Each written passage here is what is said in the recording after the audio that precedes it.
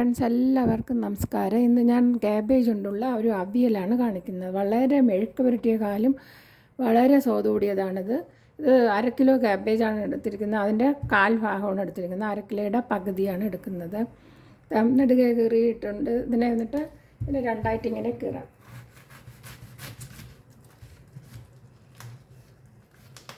ഇങ്ങനെ കീറിയിട്ട്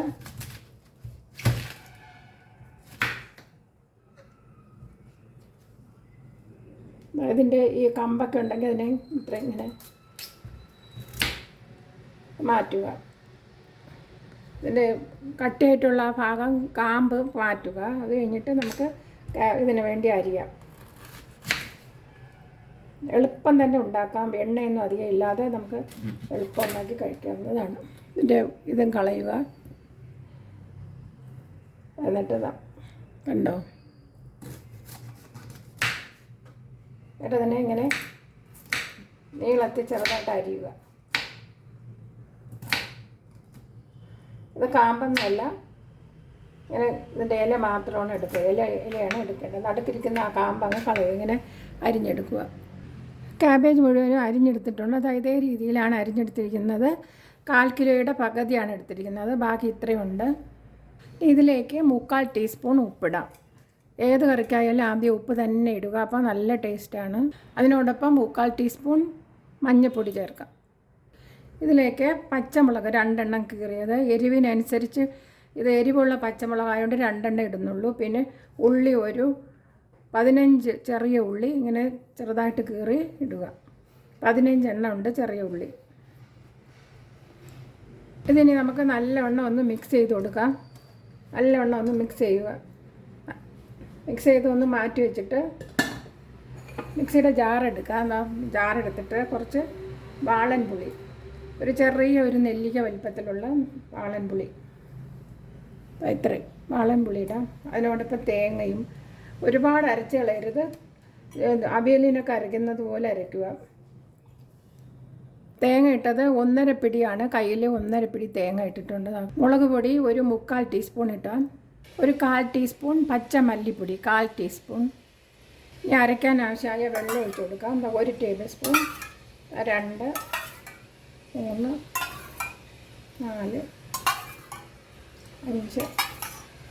5, 6 table spoon വെള്ളം ഒഴിച്ച്. ഇനി ഒരു പാത്രം എടുത്തിട്ട് വേവിക്കാൻ ആവശ്യമായ പാത്രം എടുത്തിട്ട് ഈ കാബേജ് ഇട്ട് കൊടുക്കുക.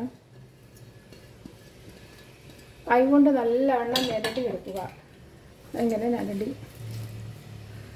ഇങ്ങനെ എടുത്തിട്ട് ഈ അരപ്പങ്ങ് തട്ടിക്കൊടുക്കുക. അരപ്പ് നല്ലവണ്ണം അരയ്ക്കരുത്. അവിയലിന് അരയ്ക്കും പോലെ അരച്ചെടുക്കുക. ചെറിയ തരിയോടുകൂടി അരയ്ക്കുക. അതിന് ഈ മിക്സിയുടെ ജാറ് കഴുകി കുറച്ച് വെള്ളം ഒഴിച്ചു കൊടുക്കുക. ഇനി ഒന്നും കൂടി നോക്കാം നമുക്ക് വെള്ളം എത്ര ഉണ്ടെന്ന്. കണ്ടോ, ഇങ്ങനെ ഇനി ഉപ്പുണ്ടാന്ന് നോക്കുക. എത്രയും വെള്ളമേ ഉള്ളൂ. ശകലം വെള്ളമേ ഉള്ളൂ. കണ്ടോ, വെള്ളം നിറച്ച് വെക്കരുതാണ്. ഇത്രയേ ഉള്ളൂ വെള്ളം. എങ്ങനെ കിടക്കുകയാണ് വെള്ളം. പെട്ടെന്ന് വേകുന്നതാണ്. ഇനി പച്ച വെളിച്ചെണ്ണ കണ്ടോ, ഒരു ടേബിൾ സ്പൂൺ പച്ച വെളിച്ചെണ്ണയും കൂടി ഒഴിച്ചു കൊടുക്കാം. നല്ല മയമായിട്ട് വേകുന്നതാണ്. അടുപ്പിലോട്ട് വെച്ച് സൈഡ് ഇങ്ങനെ തിളയ്ക്കുമ്പോഴത്തേക്കും സൈഡ് മാത്രം ഇങ്ങനെ തിളച്ച് വരുമ്പോൾ നമുക്ക് ഹൈ ഫ്ലെയിമിലാണ് വെച്ചിരിക്കുന്നത്. തിളച്ച് വരുമ്പോൾ നമുക്ക് മൂടി കൊണ്ട് അടയ്ക്കാം.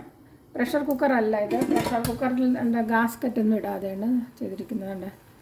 പ്രഷർ കുക്കറിലല്ല, സാധാരണ പാത്രത്തിൽ വയ്ക്കുക.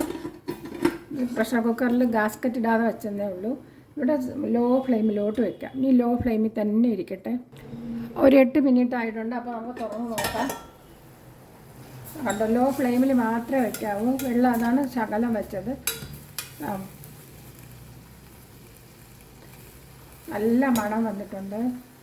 മീനൊന്നും ഇപ്പം കിട്ടാൻ ബുദ്ധിമുട്ടുള്ള സമയത്തൊക്കെ ഇതുപോലെ ഉണ്ടാക്കി കഴിച്ചാൽ മീനിനെക്കാളും നല്ല ടേസ്റ്റാണ് ഈ അവിയൽ. ഒന്നും കൂടി അടച്ച് വെക്കാം. ലോ ഫ്ലെയിമിലാകുമ്പോൾ കരിയൊന്നും പേടിക്കണ്ട. ലോ ഫ്ലെയിമിൽ തന്നെ വയ്ക്കുക. ലോ ഫ്ലെയിമിൽ ഒരു 12 മിനിറ്റ് ആയിട്ടുണ്ട്. തുറന്ന് നോക്കാം. ഈ ഫ്ലെയിം ഓഫ് ചെയ്യാം. നമുക്കതാ ഇങ്ങനെ നല്ല പീര അത് നല്ല പീര പോലെ ആയിട്ടുണ്ട്. നെത്തോലി മീൻ പീര വയ്ക്കില്ലേ, അതുപോലെ ആയിട്ടുണ്ട്. അതിനേക്കാളും വളരെ ടേസ്റ്റാണ്.